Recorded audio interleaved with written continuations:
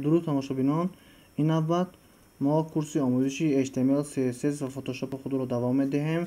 ما در درس گذشته درباره قاعده های اساسی HTML سخن گفته بودیم و امروز باشد درباره CSS سخن خواهیم راند. از درس گذشته به من سوال های داده شد اویدی رنگ و بار کردن سند HTML، عوض نمودن اندازه حرف ها، شریفت ها و تغییر دادن پوزیشن شریفت ها بودند و امروز هر یکی آن سوال ها را یک یک دیده میبریم.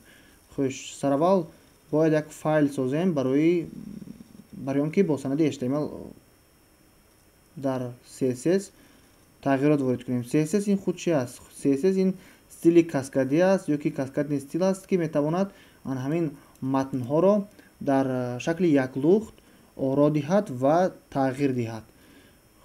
خوش، با ساختن شروع میکنیم. اول ما باید طریق برنامه نوتپد پلس پلس سندی خودی CSS را سازیم. میداریم language s CSS و ثبت نام میکنیم. در بگذار که باشد میزی کوری باشد style نقطه CSS. خوش، فایل ساخته شد و اکنون کد را برای تغییر دادن رنگ سند می نویسیم. در داخل قوس алакой color решетка بگذار رنگی سرخ باشد FF 1 2 3 4. من درباره رنگ ها در گرافیکای کامپیوتری در موضوع های علاهیده صحبت میکنم. حالا باشد هم تو FF решетка FF و 4 تا نام کد رنگ سرخ است می نویسیم و ثبت میکنیم.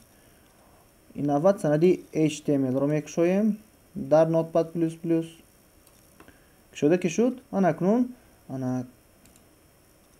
کدی همراه کنه یعنی که سلکه رو در اینجا می نویسیم. link rel равно در داخل ناخنک می نویسیم style sheet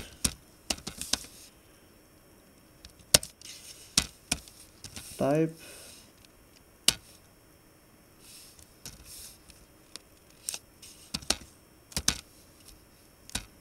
CSS و سراغش رو بنویسیم. در خاطر دارید بچه ها، از اون من در میزی کاری که رباچ استال است، برای همین من همین رو انتخاب میکنم. شاید از اون شما در دیگر جا باشد و از نسبتی از اون من فرق کند، برای همین به اهمیت میدید. style نقطه CSS فایل رو ثبت می نمایم و براوزر رو میکشم تست میکنم. براوزر حالا همه شریفت های من رنگش سیاه است. با پخش همین تکمچه من رنگ براوزر کلان تغییر داده شد از سرش تا آخرش. خیر، با استثنای آخرانگیش سبب در چی باشد که تغییر نیافت؟ سبب در اون است که ببینید ما با تگ ا این رو کشادگی هستیم و در پایان نشانه ماندگی هستیم و اگر تگ ا کشایم در اینجا شاید کار کند. تگ ا کشایم و می نویسم color 2 نقطه